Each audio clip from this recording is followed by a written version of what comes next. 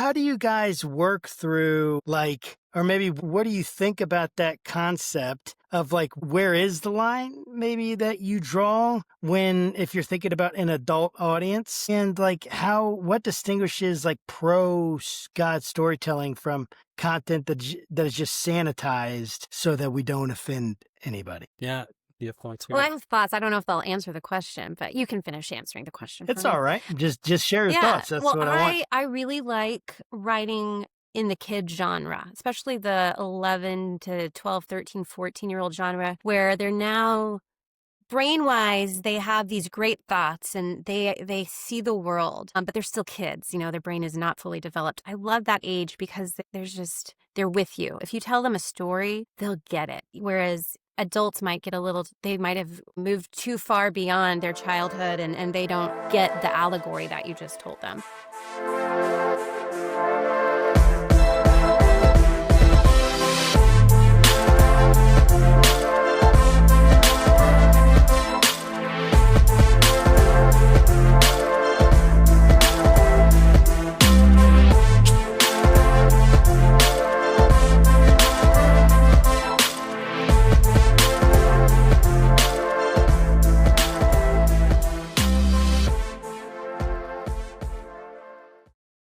Well, hey there, guys. Welcome back to another episode of the Faith Roundtable, where we talk to all sorts of Christian leaders, creatives, philosophers, theologians, and all things Christian to figure out what's going on with the American church right now.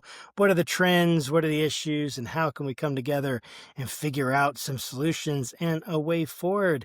And I'm your host, of course, Josh Bertram, also the host of the Faithful Politics podcast. So make sure you guys are liking, subscribing, sharing, doing the things that hack the algorithm so we can get great content out to you so that you can continue to be uplifted and we can continue to get this out.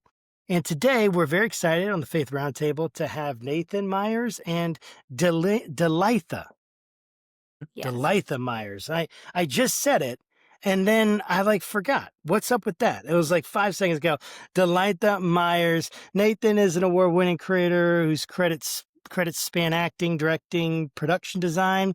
He led the design of The Chosen's Capernaum Studios set, seasons 1 through 3, production design Matter of Time with Sean Astin, and supervised art direction for Florida Wild. He's also the founder of Grafted Studios and co-founder of Fort Worth Actor Studio. He wrote and directed the ICVM Gold Crown-winning musical comedy Aria Appleton Shines, penning all 6 original songs, and continues to mentor young filmmakers as a 2025 Film Cap Director for the Chosen CHFA program. And his wife, Delitha, is a producer and creator of the Aria Appleton Shines movie, and she directs the Fort Worth Actor Studio while homeschooling her 2 children. She's a seasoned stage and screen actress, and she holds a BFA in musical theater and an MA in drama and training from Dublin's Gaiety School of Acting, bringing deep performance expertise to her family-friendly, Christ-centered filmmaking. How does it feel, by the way, to have a bio read about you? Makes me feel great. Yeah, sounds good. Is it awkward at all when you're sitting there thinking about all these things being said about you? Basically, you guys are awesome, and that's what the bio says, and I'm super excited to have you on the program. Thanks so much Thanks for having us. Yeah, thanks, Josh. We're excited to be here. Absolutely. So I gotta ask, as we're getting into this, just want to jump right into our talk today. We're going to be covering a range of topics, but thinking about the mission that God has given you guys in entertainment. But I'd love to hear, thinking through, what brought you guys to this place in your life where you're creating movies, creating screenplays. What has motivated you, and why did you make this movie? Well, I think if you heard our bios, you can understand we've both been working in the film and theater space for all of our career. In 2010, I had already completed the design for Capernaum and the gardens and everything that is featured in seasons 1 through 3 of The Chosen. That was already all done. I had produced 3 features with friends. I had worked on stage. I had met Delitha while we were directing music for a children's theater program. I had a lot under my belt at that point, but I was feeling kind of jaded about the industry at large. Capernaum itself hadn't been discovered by The Chosen to be featured in seasons 1 through 3 at that time in history. So I was still just kind of floating around, looking for whatever the next gig was, doing the next project. And in 2010, I did a feature with a buddy, and I came off of that feature feeling kind of jaded and tired. I went back and worked for the church for about 18 months in that season, helping a church plant that my dad was involved in that kind of took us off of the arts path for just a second, despite the fact that while we were doing that, we were actually building arts programming for a church. So we were still kind of in the space. We were just more plugged in with a church mission at the time. And then when we left that work, I felt incredibly stirred up, kind of torn about what direction to go. I was feeling a little lost, looking for the next thing, and the Lord got me by the scruff of the neck, and I got a very clear kind of sell your house, sell your truck prompt. And if you've ever been through that, you know how terrifying that can be. I have been through that. I planted a church 5 years ago and moved my family across the country. I understand. Then you know, and you know how scary that can feel when you know that you know that you know what you're being called to do. It's very clear, but you don't know where you're going. You don't know why or what. In our case, we didn't. So we went away for a minute. In the spring of that sale of our home, this was 2014. A friend of mine called me and said, "Hey, I want you to produce and direct a couple of faith-based features that I have. I have the scripts. You know, we're ready to go. I just want you to help produce and direct." And I said, "I'm feeling jaded. I don't think that's for me. I think I'm getting out of the industry, maybe. I don't know. I'm not sure where I'm going, but I just sold my house." And it was funny. He said, "I don't believe you. I'll see you in July." Sure enough, about 6 weeks later, I was sitting in his office after a long season of prayer on our part, where we just kind of went away and thought long and hard about, Lord, what do you want us to do? If not that, then what? If not this, then what? And you go through that season of kind of silence and searching. And irrespective of one another, we got very clearly directed. I came back to her one day, and she was basically like, "Stop. Oh, you don't have to tell me. I know we're about to go back to Texas," which is where we'd come from. "We're going back to Texas, and we're going to make a movie. I'm aware." Because it had been kind of made very clear to her too. Like she knew that we weren't really getting out. We were just kind of being sent back in with a little bit more of a mission. We didn't know what that mission was at the time, other than we felt compelled to go back in together to produce something together for the first time, which we had never done. We'd had these very parallel creative lives, her working in live theater, me working in some design and in film. And but for the first time, we came together, joined forces. We went back to my friend, who is Scott Mendez, by the way. He's a world champion bull rider who has a ministry in Weatherford, Texas called Spurrin' for Jesus. And he's a great dude. He's a really great guy. He runs around in rarefied air with the Dallas Cowboys and the PBR people and stuff like that. So he's kind of on a different level in that space. But I ended up in his office. Like he said, "I don't believe you. I'll see you in July."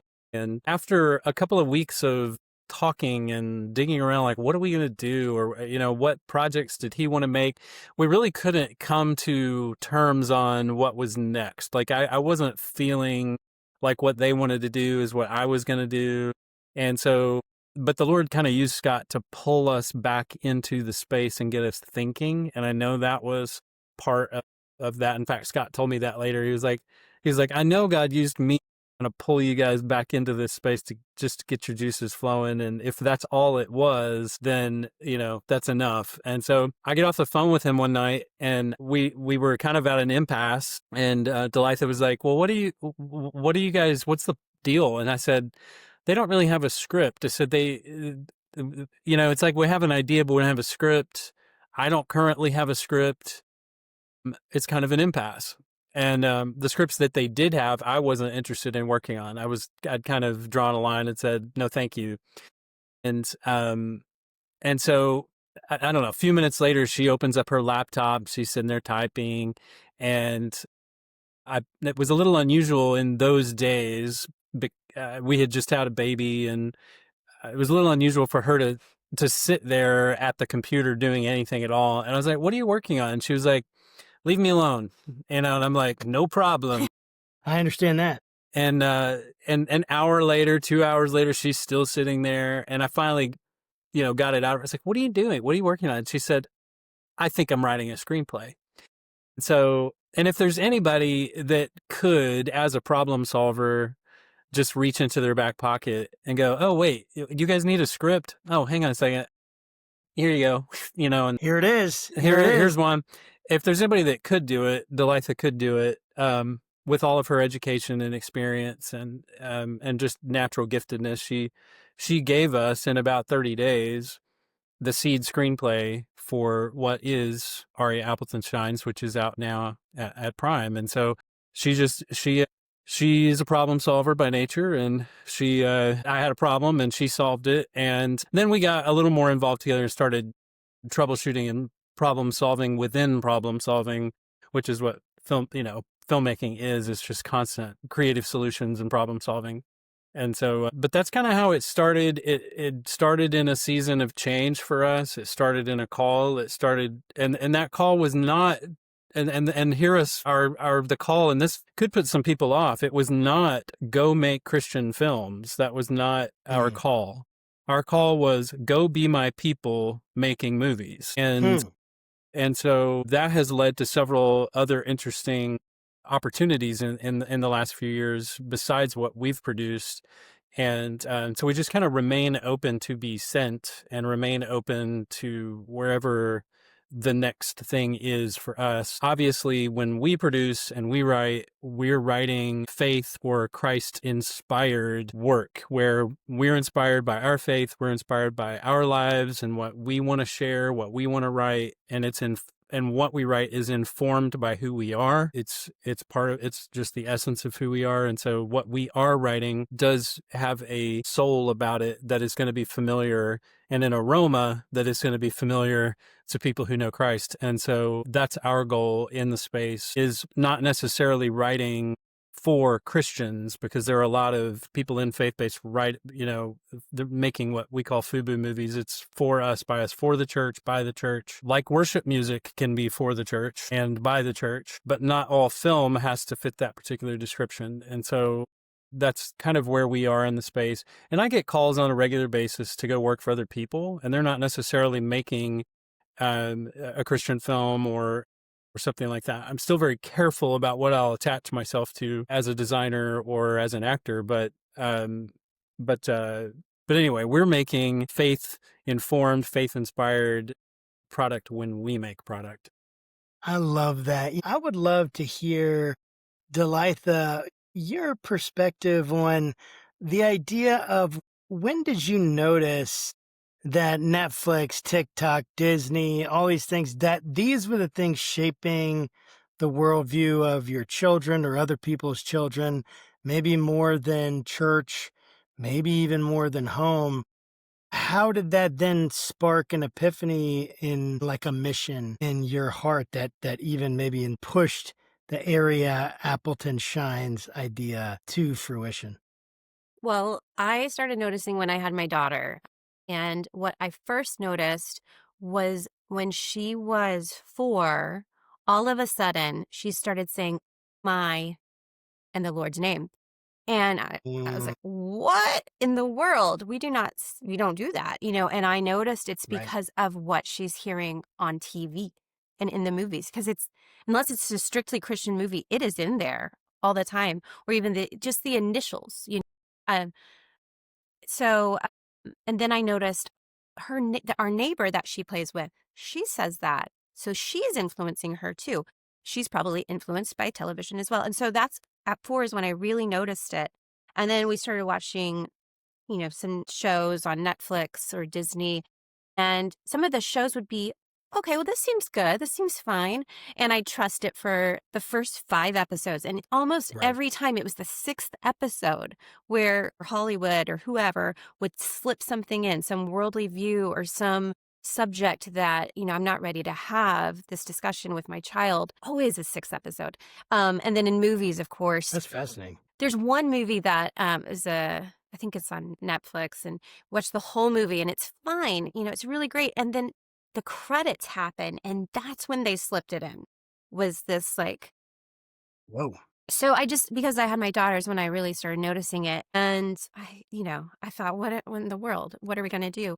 And you can look at Christian things, but a lot of the things that are produced by Christians for kids are just Bible stories retold with animation, and she doesn't want to watch that. It doesn't compete with what else is available. And so we had already made Aria by the time my daughter was reaching these ages, and I'm so thankful that we made the movie for my daughter now, because now she's the right age to watch the movie, and it's a gift for her. And it's a gift for me because it's very safe, it's very clean, and it allows her to think about spiritual things Mm. that are not presented by the world.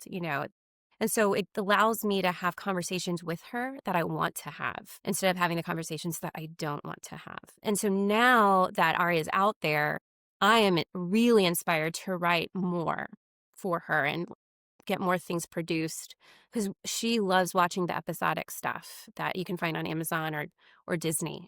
And so I've started writing. I have 6 episodes complete, and she's helped me. She's like, "Ooh, this would be great," 'cause she's of the age where she has all the ideas.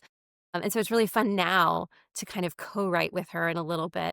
And she is my biggest fan. She really wants to see this show on screen. But I want to write more so that I can put more things out there for her and for her generation. And then I really hope that others out there will start doing the same. I really, really love that. One of the things that you are very intentional about is designing Area to be a Disney style fun with Christ-centered message. So what makes the story formative rather than just entertaining? And then kind of how would you suggest parents who are noticing the same thing, like how would they use the film to kind of harness its power in the home? We created a parents and youth leaders guide that can accompany the movie if you want to. It's 6 chapters, 1 page each, and it goes along with each theme that is a main theme of the movie. So we have adoption. What does that look like? It's in the movie. What can it look like in your home? How are you adopted by Christ? How can you be grafted in? It looks like we have a theme of honoring the parents, which is not in a lot of current TV and movies, No, it but is not. it's a theme in our movie. And so we talk about honoring parents. And so in the guide, there's a little blurb. We have scriptures that are attached to those themes, and we have some questions that the parents can use to help have a discussion with their kids if they want to dive deeper into the movie. Yeah, and we've found a lot of parents don't feel qualified to even look at a mainstream movie and then try to, make it more like a spiritual conversation, or how to reach into the heart and soul of something mainstream, and then talk to their kids about what does that mean spiritually. They don't feel incredibly equipped to do that. I'm a, 3rd, 4th generation preacher's kid. And I grew up in the church. I have a Bible education. I did mission work. It's like I'm wired a little bit differently. I'm educated a little bit differently. I grew up in a family that sat around the dinner table having theological discussions. And that's not every family, and that's okay. Definitely. It's just, we feel like the Leader's Guide is something that can help people to prime that pump for themselves, connect themes to scripture back to conversations with their kids. So that's a tool at the very least. But from a formative standpoint, like how is it formative for kids? As a man thinks in his heart, so he is. As the kids watch anything on TV and they take that into their heart, well, that's what they're going to become. I mean, they're going to become what they're being quote unquote programmed with. That's why we call it programs and programming. At least that's the why it was originally called that. And so from our standpoint, the programming that's present in our story is organic. It is true. It's based on the idea that you reap what you sow.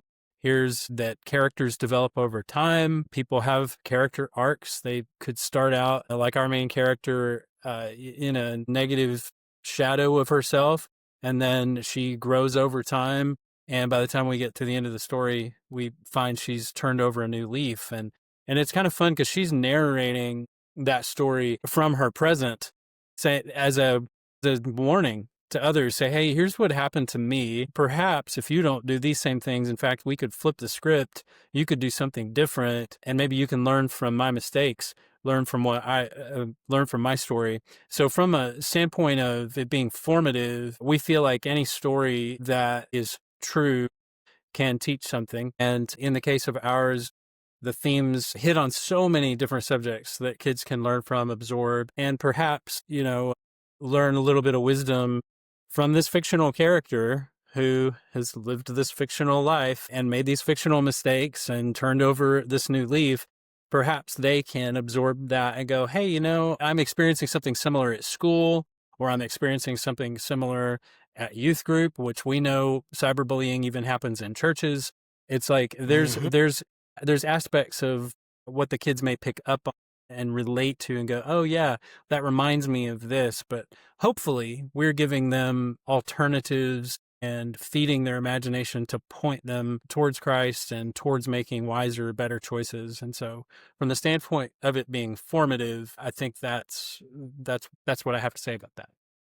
I love that. One of the things I think is so important that you guys are tackling in this film is the dangers of technology, and almost like this idea of self-promotion, the idea that, and we live in a time when you have to have your own brand, everything, at least like advertise me, you got to make your own brand. You got to be your own person. You got to get, everything is about self-promotion. You have to get yourself out there. People don't know about you. It's like this competition within this virtual digital space that's outside of obviously it's part of the world we live in, but it's like you are taken away from your present moment and you're put into something else, this online environment and world. And I would love for you to kind of talk to us a little bit about how have you noticed and even what is driving in your hearts to try to address this issue of the dangers of technology and basically, right, the risks of social media, the risks of the self-promotion and all of that, even things like tech addiction. How is this driven? Why is this such an issue in your hearts?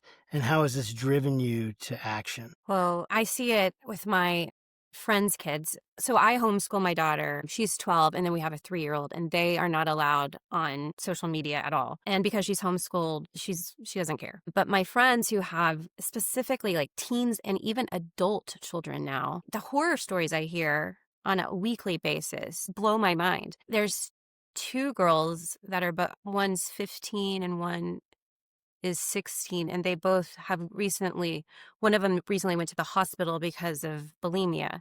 And, it was the thing when I was in high school. I know that it was, but now it's because like her daughter is on social media and people make fun of how she looks in pictures. And she's a skinny girl. She was a skinny girl anyway, but she ends up in the hospital because of cyberbullying. And then this other girl I saw it. I'm like, I think your daughter has lost a whole lot of weight within a month. She said, yeah, I think she has an eating disorder, but she won't talk to me about it. But it's because of what these kids are saying online. And then we have another friend who the son got addicted to things that he was seeing online. And it's just, right now it's, I hope that we've hit the limit of where his addiction has gone. And I hope he's going to have some healing soon. But I constantly hear these stories. And what I never hear is, wow, social media really helped my teen out so much. I've never heard that.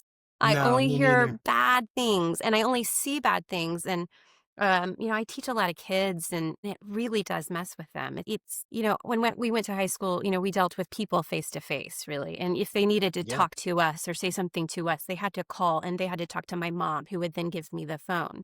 It was very different times. And now, there's no filter. there's no parent going, let's not say that to your friend, or, they just instant bullying. And there's a stat that we've read that's like 60% of all students in private public school who are out there between the ages of 13 and 18, 60% of them have either experienced cyberbullying or been the ones cyberbullied.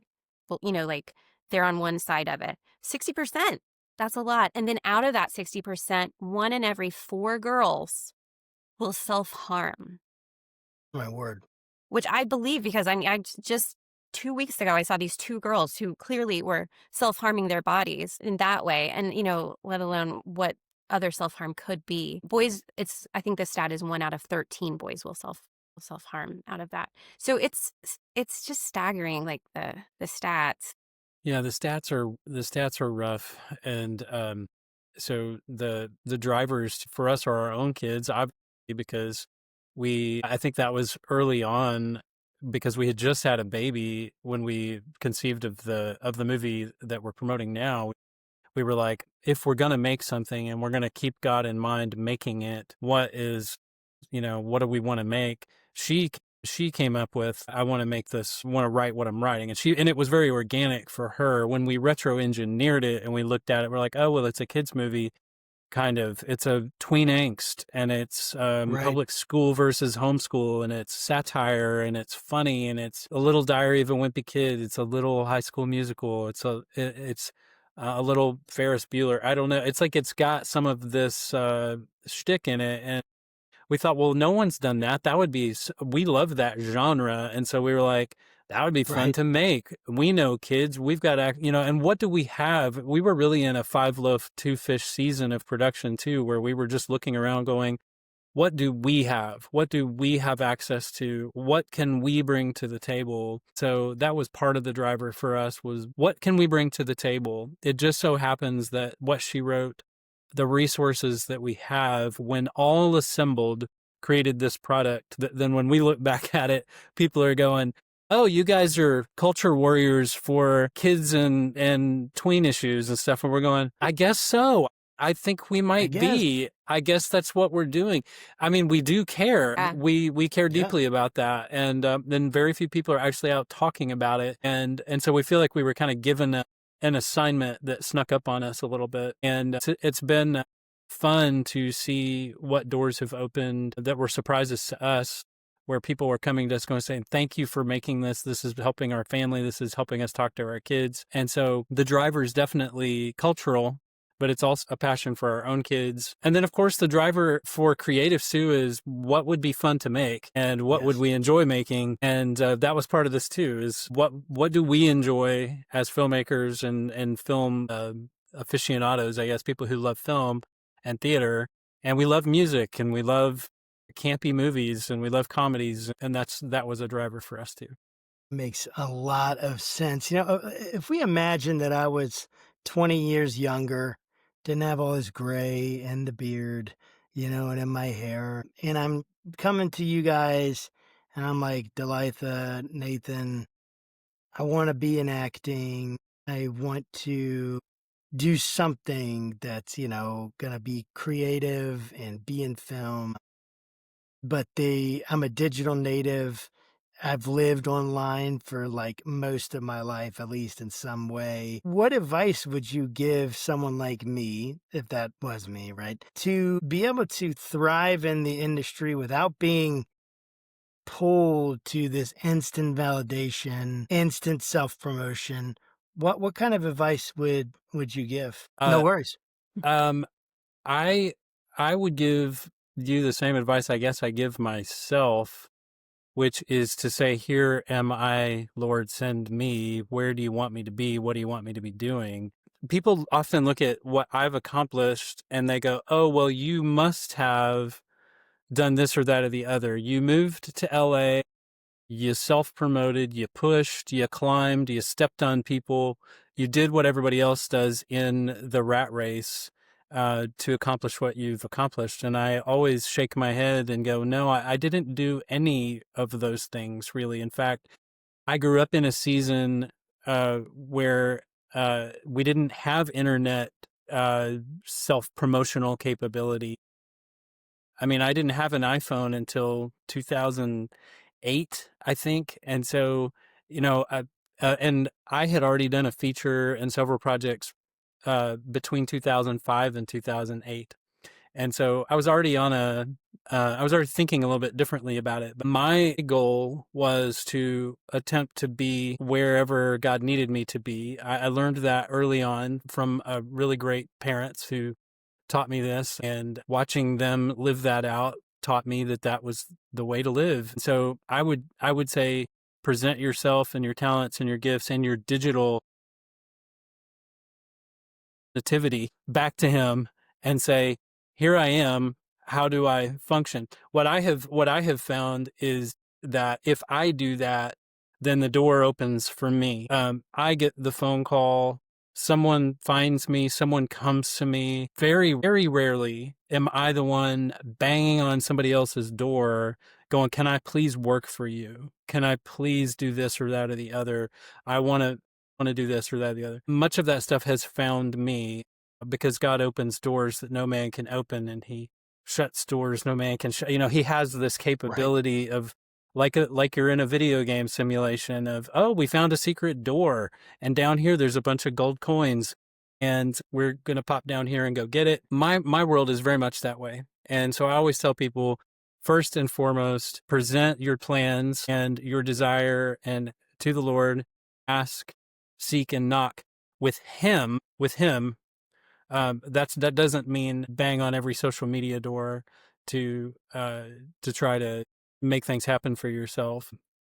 He who humbles himself will be exalted, right? That principle is, people come to me all the time and go, oh, well, you've done a lot of really amazing things. How in the world did you must have done this? And I go, no, those things found me. Those things were doors that were given to me. They appeared in front of me, and I went, what? This? Okay. And I stepped through. There was very little self-promotion in those days to lead to anything that I've actually accomplished that other people look at and think is cool. I know she kind of feels the same way. These things have just kind of happened. But so I would present your digital nativity back to the Lord and say, what do I do? Now, are there algorithmic things that you know to do now that's like, oh, well, if we do this or that or the other, we know we might get if this, then this kind of stuff online? Well, sure. But, and is it wrong to go ask for help from other people, or go knock on the door of a distributor, or knock on the door of a media company to go ask for help? I don't think there's anything wrong with that. But I do think without some gas in the engine and motivation from the Lord himself in what you're doing, unless the Lord builds the house, the builders build in vain, it doesn't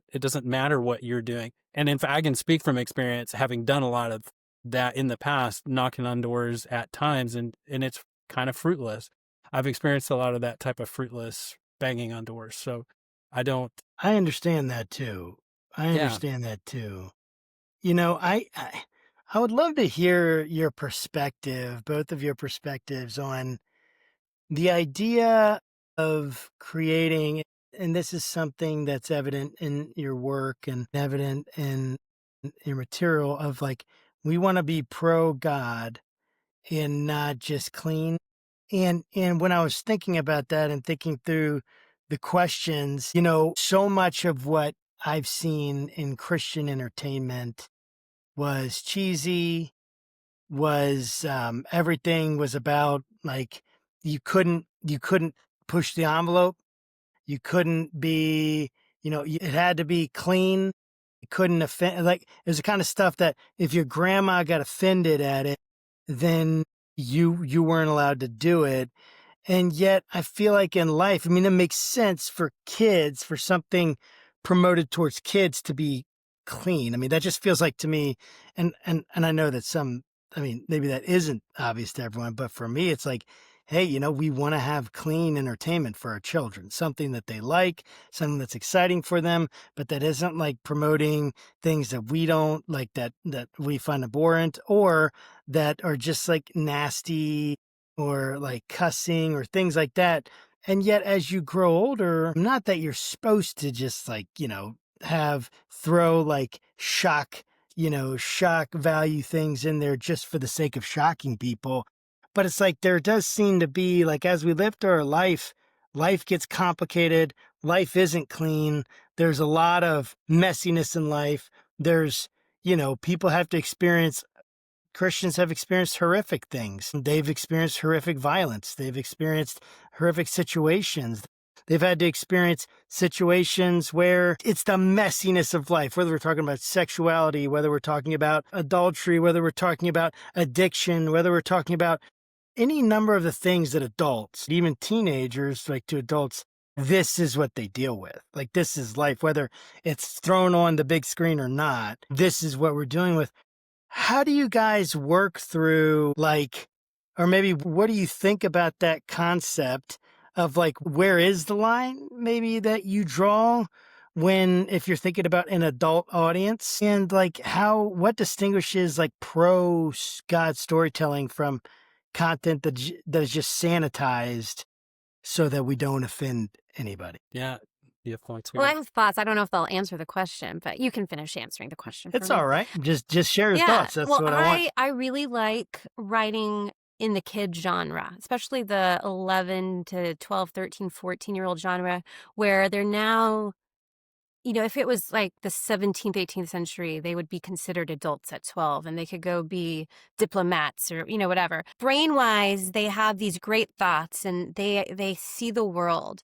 But they're still kids, their brain is not fully developed. I love that age because they're with you. If you tell them a story, they'll get it. Whereas adults might they might have moved too far beyond their childhood and they don't get the allegory that you just told them. But I love allegories. I love Narnia. If you've ever read or watched the Wing Feather Saga by Andrew Peterson, it's so good. And it's allegorical, we're not going, you need to love the Lord. But you watch it and you go, this is important. And this character represents God. And this character represents this. And it's deep. There's levels and layers, like an onion, as Shrek might say. And so I love that. And I love that kids typically pick up on all of those little nuances.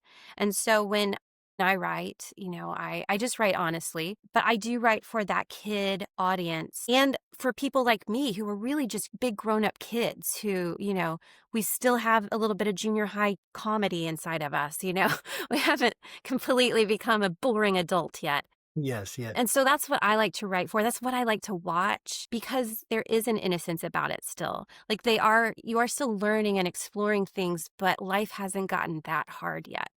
So I don't enjoy sitting around watching adult material because I deal with it all day. I don't want to sit and then reminisce or, look at how bad that person's life is. I really don't. It's the rare movie that's a serious drama that kind of dives into the night of the living, what is it? Dark Night of the Soul. That, yeah. I don't want to go there. Sometimes I have to go there in my life. I don't want to go there in my entertainment world. Right. So I just try to avoid it altogether and just write something that is enjoyable, but that has a deeper message if you want to look for it. Take it away. Madeline L'Engle says that if adults won't get it, then write it for children. And she means that because children are exploring and they're awake and they're more conscious than adults who've hardened their hearts. And so she's aware that you could write something that seems substantially deep and give it to kids. They'll be able to break it apart. They'll see it. They'll see the truthiness of it. Whereas a harder-hearted adult might not really get it. They might see it for just the black and white nature of what is presented.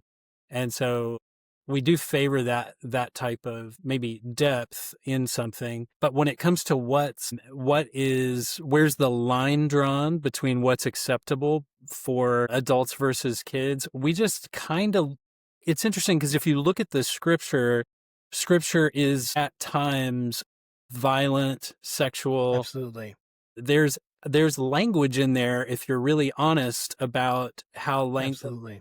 what would have been considered terse or inappropriate to us or to the Puritans is actually in there in several places. Absolutely. There's just aspects of things about Scripture that we've kind of maybe over sanitized to a degree some things so that now what you might watch in terms of TV or movies and things like that It's not, especially in Christian film, that's not reality. And so Yeah. part of the rejection of the corniness and the cheesiness of some Christian films is because they are false. They are false. Yes. Okay. Yes. They are false in every sense of the word. Now you could say, oh, but the story and the result and the grace of God. I'm like, okay, well, the grace of God is real, but that No doubt. story is false. And the reason that you don't like it is because you react to the falseness of the acting, the falseness of the writing.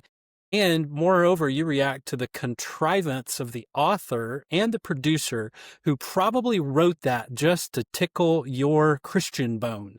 And Yes, that is yes, why yes, they yes. did that. And I know these people, I work with them. Many of them contrive their work from the top down, from the inside out to try. And they sit and have conversations about what can we write and how do we hit every single demographic within the church. And, how do we do that? And on a level, I'm like, fine. If you need to do that, that's fine. People do that in the mainstream as well, trying to just figure out how to, Yes. how to titillate and how to stimulate you to go buy the next figurine from that particular movie company. The actors aren't being paid on that stuff, by the way. So I want to, and I know she feels this way too. We just want to write from a genuine place where, and Aria is a pure example of that. It's not contrived. It just is what it is. In fact, it's so much so that we've had people in faith-based who were in distribution stuff looking at it going, we're not sure what it is. And I'm like, it's a movie, you guys. Yeah, but it doesn't fit the formula of some of these other formula. formula. And I'm like, is there a formula? And they're like, well, the gospel isn't clearly presented in the film. I'm like, you mean some deep voiced country artist doesn't come out and sit on a park bench and deliver the gospel, or some pastor stands in the middle of a church on, at the pulpit in a random disconnected scene from the movie. And we just inserted that. We shoehorned it, pry-barred it right into the middle of the movie, so we could tick the boxes to please that buying audience. And I'm going, yeah, I mean, if you need to do that, great. But it's interesting. We didn't do this on purpose, but one of the distributors, it's a pretty big distributor. So we don't see a clear presentation of the gospel, as, or No, that's what he said. It is what he said. And I said, I think that if you will listen to the lyrics of the song in the 11 o'clock number that the main character sings at the turn into Act 3, I said, I think that you'll find it's right there. And he went, he was like, yeah, well, okay, I guess I could see that. And so part of it is that there's a lot of people, so much contrivance in the space that now a country song is just a country song is just a country song played in G, C, and D, and that's it. And that's what we've gotten in the faith, especially in Christian film. And you have to give those guys credit. God has chosen the foolish things of the world to shame the wise. He's chosen the simple things to shame those that are. And God has used some of those really cheesy faith-based movies to change people's lives. I know he has. No doubt. I've met these people. It's just, I am a creative and a filmmaker. And when I was asked by my parents to sit in front of some of those films of the past that they were showing at church, and they would ask my opinion later, go, hey, what'd you think of the movie? I'd be like, well, do you really want to know what I think?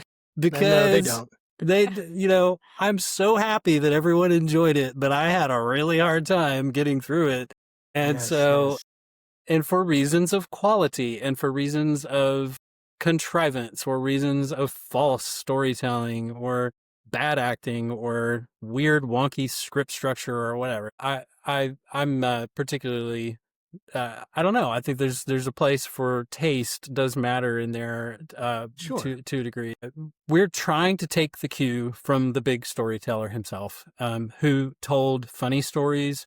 He told true stories. He told fictional parables, right, that are just truth inside a story. And he used that to share a moral and to teach you something about the universe. He was using that structure. So we're kind of trying to take our cue there. We're not on a mission to over sanitize or even follow the cues. We've had some of the distributors say, well, your movie's too long. We need to trim that down. I'm like, no, Like, no, Yeah. it is what it is. We've And been told that, well, your main character, she has bad reproducible behaviors that could influence people. I mean, how do you tell a story without the White Witch in Narnia? How do you tell a story without a villain. a person who has some issues that they need to overcome? How do you do that? How do you tell a story without an anti-hero who becomes the hero? How do you, it's It's weird. so the part of that, Josh, is cowardice. Okay.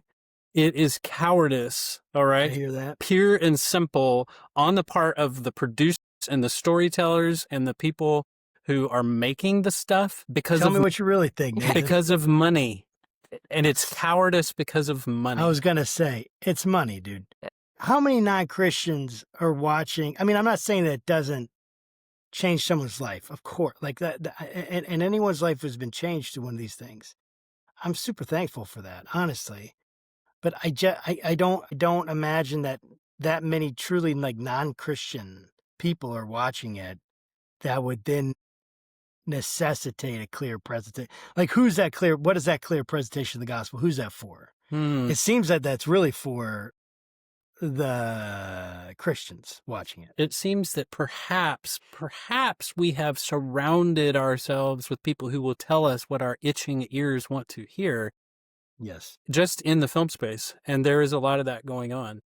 I mean, that makes a lot of sense to me. Like, so with this podcast, particularly Faithful Politics, we are both believers, but it's not a Christian podcast, per se, in the sense that we've actually had to have explicit episodes because people were dropping all sorts of F-bombs and stuff like that. And like our guests, and that doesn't happen too often. I've listened to your couple of pods. I was incredibly offended. I just... Well, you amongst others, you and my mother too. She said the same thing to me. No, and it's like, it's funny because you want to be able to enter into this space, but there's these expectations that I can imagine for a creative would feel suffocating, that you can't really express what you want to say. And I just think kudos to you to trying to live it out and express it in a way that's honoring to God, in a way that is tasteful, but is real. And I think that we really, really, really need more of that, because we've created, and I'd love to hear your thoughts on this, but it seems to me we've created silos and bubbles that we just exist in as Christians. And there's a lot of people leaving the church right now, and a lot of people that don't want anything to do with church right now. And that's their choice. I'm not saying that we're responsible for everyone's choices there, but it's like, where is our responsibility as people who are creating things, putting content out there? Like, we want to hit people where they're actually living. And in order to do that, you have to bring things that people resonate with. And it's hard to do. And sometimes you might feel like you're pushing the line. But I feel like for me, I'd probably rather push the line than toe the line. Although I know that, man, it can be difficult, especially once funding is threatened. If there's a lot of criticism that comes out, and I don't know about you, but I found, man, Christians can be some of the nastiest people and meanest people I've ever met. Well, and they killed Jesus, Indeed. The church killed Jesus. So I always remind people of that. They're like, well, how could the church behave in such a way? And I go, well, the religious class of the day killed the Savior. So it's they were the church of the day, and the people today who we find that can be that nasty or paradoxically mean, right, often turn out to be kind of in that religious spirit space where protecting their religious construct is much more important to them than truth, and the safety and security of that is more important to them than truth. And that is a really hard line to walk for the filmmaker, my friend, like you're saying, because imagine. One, how do you appeal to the church audience? that's not what we really set out to do. We weren't trying to figure out, well, let's write something so we know the church will buy it.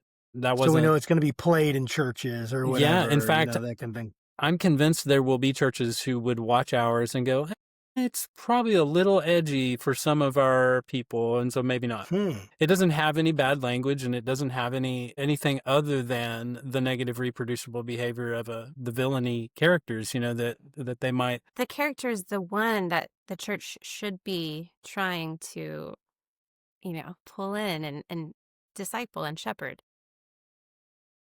Yes, and yet we reject.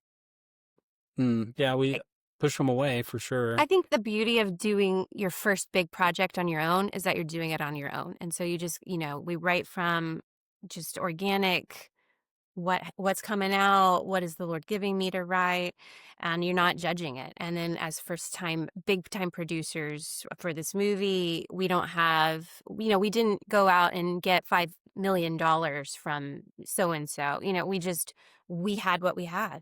And then, throughout it, God provided. And so we didn't have to report to anyone. And so this project is just kind of a reflection of who we are. And it's a great tool for parents to use if they want to talk to their kids in an unthreatening way. It's entertaining. It'll let the kids think about some things. But, it's that second project, whatever that next project is, where now so-and-so is probably giving you some money and now you have to report to him. So I think it's a beautiful thing to be in your first big project on your own. I love that. We'll see where the future takes us, though. Yeah. I mean, I think that's so good. I'm impressed. I appreciate you guys taking the step and putting the time and everything in to create the movie. I'm going to show my girls the movie. I have a 8-year-old, but she's basically like 12. I mean, she's more mature than my 11-year-old son, who has anyway. But and that's not surprising.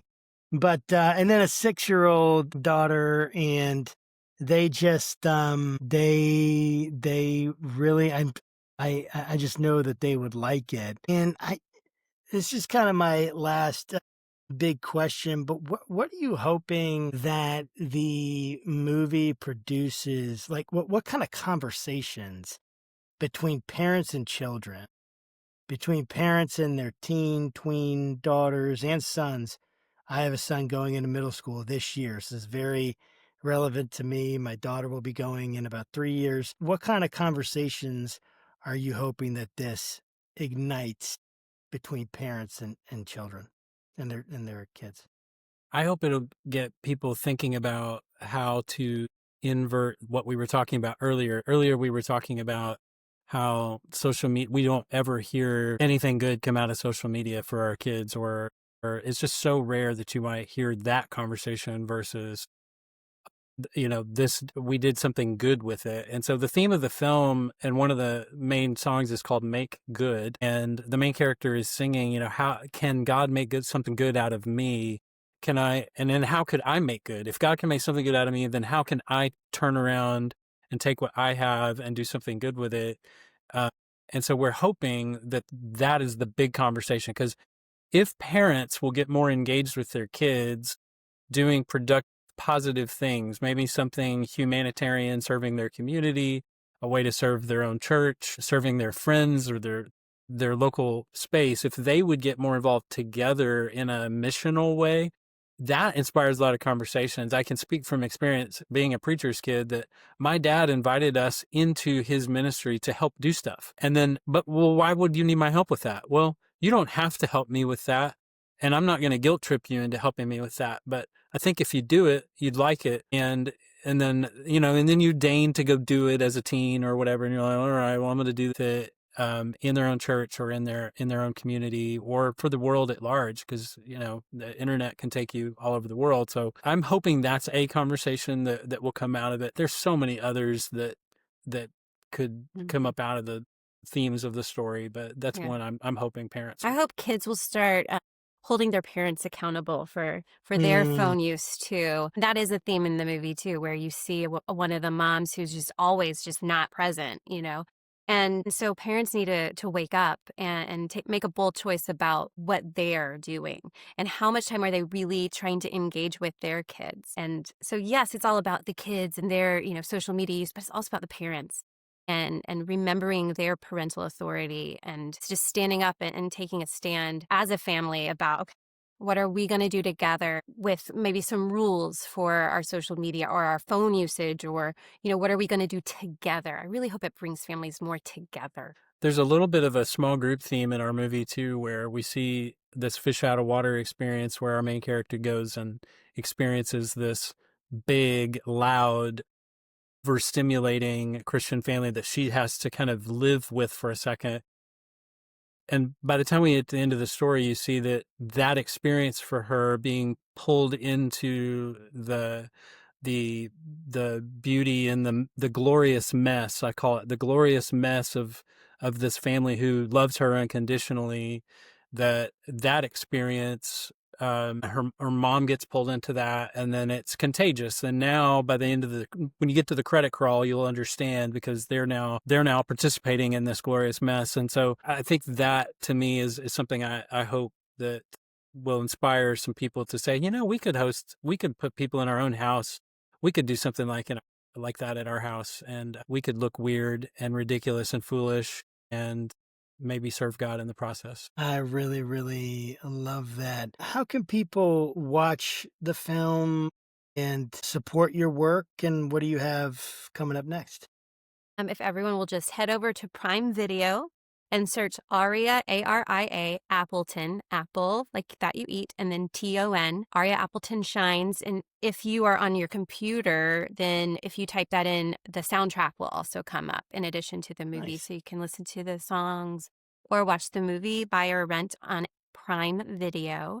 And then to support us. Yes, to support us, if you'd like a copy of the Parents and Leaders Guide, you can go to givesendgo.com/Aria Appleton, and you can give any amount. You can give us a penny. I will send you that leader's guide. Of course, anything that you do give there just helps us do more of what we're doing now. We're just taking those dollars and putting them right back into promotion to help us get word out about the film, because we are doing all of our marketing grassroots and we're doing it on our own. We don't have yet any sort of major outside third-party assistance, and so we're dependent on that. And if you're not comfortable with the Give, Send, Go scenario, but you still like a copy of that leader's guide, you can just email us through any or contact us through any of our social media. And if you'll go to ariaappleton.com, then that will take you to anywhere you want to go. It'll take you out to Prime. It'll take you to the Give, Send, Go, Instagram, all the things. And I think there's even, email us, a contact. So just remember ariaappleton.com. And if you would like to screen the movie at your church or at your school or in your community in some way, we'd love to come visit you and come and minister to people in your community. We'll just come talk to them about the movie, do Q&A. Depending on where you are in the world, we can potentially get other members of cast and crew to come out for events like that. But we would love to come and meet you wherever you are and watch the movie with you and laugh with you and cry with you and talk with your parents and kids in your church, wherever you are, about the subject. Well, I appreciate your work, and I know that it is a lot. I mean, I don't know, but from doing my own stuff, starting the podcast, starting the church, starting a business, it's a lot. And I totally appreciate your entrepreneurial spirit and the way that you want to get something out that's genuine and real and authentic and from you. And so I'm happy to support that. And thank you so much for coming on the show, sharing your thoughts and your inspiration with us. It's been a really great conversation. Thanks for having it with me. Thank you. Thanks, Josh. We're glad to be here. Absolutely. And to our viewers, guys, thanks so much for joining. I'm going to put all the links into the show notes. Make sure you're supporting, you're renting or buying the movie on Prime. And guys, please do that. Please support it. We need people like the Myers all over in all different kinds of disciplines and areas to keep moving genuine gospel promoting, God promoting movies forward that are entertaining and things. So please go support. And until next time, guys, take care and God bless, and we'll see you then.